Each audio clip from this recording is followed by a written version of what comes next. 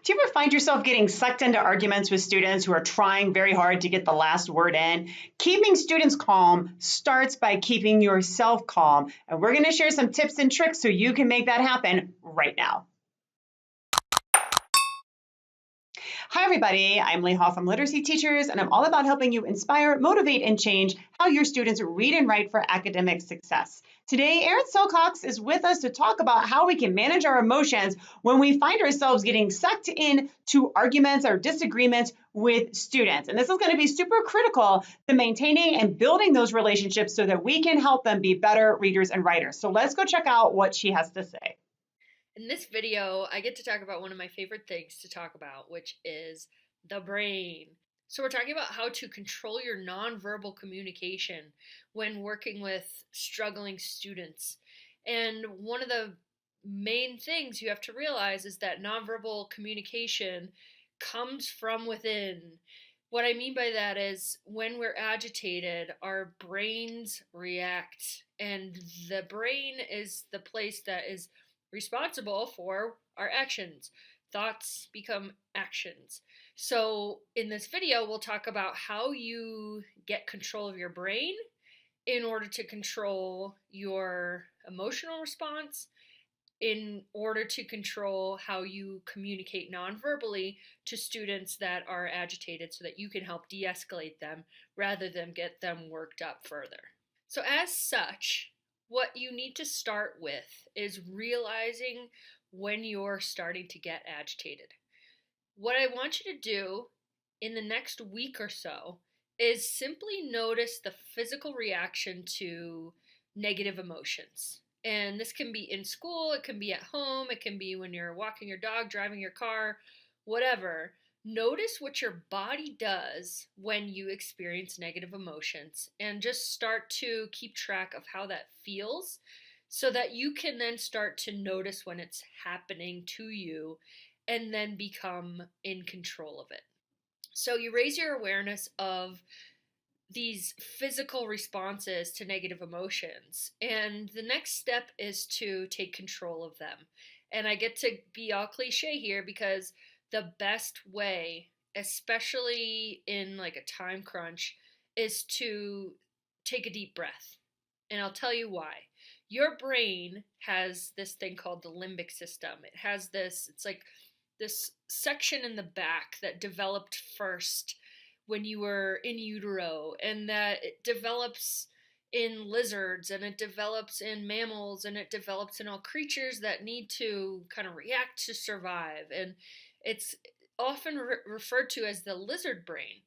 Well, your lizard brain is responsible for things like heart rate, respiration, which is when you take in oxygen and get rid of carbon dioxide, and the rate at which you're doing it, and body temperature and perspiration. So your responses to negative emotions are this like feral, very primal response that if you don't practice controlling using the frontal lobe of your brain, meaning the conscious part of your brain, the aware part of your brain, you will not be able to get control of that part of your brain. So the basic premise of taking a deep breath is that your body in this sort of fight, flight, or freeze response is in survival mode, and it's bringing oxygen to your brain, is like sending oxygen to the rest of your body.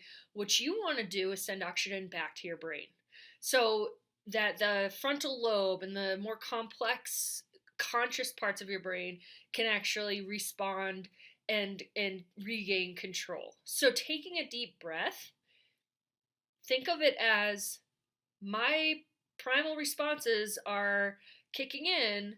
I'm losing oxygen to my brain, literally dropping my IQ. I need to bring oxygen to the higher level functions of my brain so that I can still think and I can kind of change the trajectory of this situation.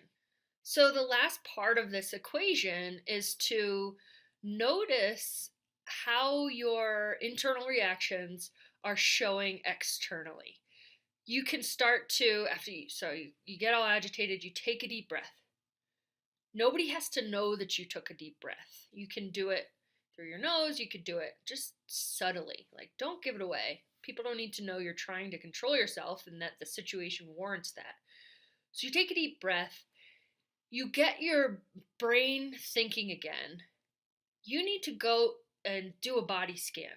And you need to look, is my brow furrowed? Am I clenching my fists at my side, or am I crossing my arms? Am I blocking the student's exit, or doing anything like posturing, where you try to subconsciously kind of make yourself look bigger, that is threatening to the student? If so, if you said yes to any of those things, go through and undo them all.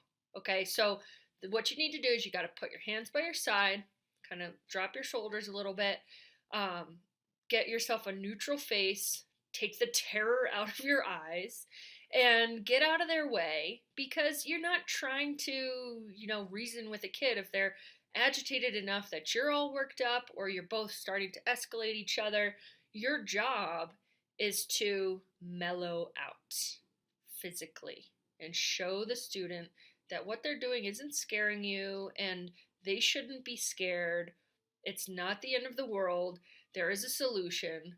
But honestly, the more agitated a student is, the less you're going to get through to them at that moment. So don't try to do a whole lot. Focus on the de-escalation piece and then come back to them. Because if you're agitated, they're agitated. Nobody's thinking. So how is this supportive of relationships? Well, imagine the difference between a teacher who helps you calm down when you're starting to get agitated and a teacher who gets riled up with you. And I keep doing this, but it is like that. It's like my response to you fuels your agitation. Your response to me fuels mine. Blah, blah, blah, blah, blah. And all of a sudden, you're both worked up. You're having an argument. You have a power struggle. Teachers who can step back, not take it personally, kind of pull themselves out of it, realize what's happening in the situation, are going to help their students to feel more safe in their classroom. And not only does this teacher keep themselves calm, but whatever they're doing, I don't know what they're doing, but whatever they're doing helps me to relax. And I feel safe and comfortable around this person who helps me control myself. So, if you like this video, click here for the next one.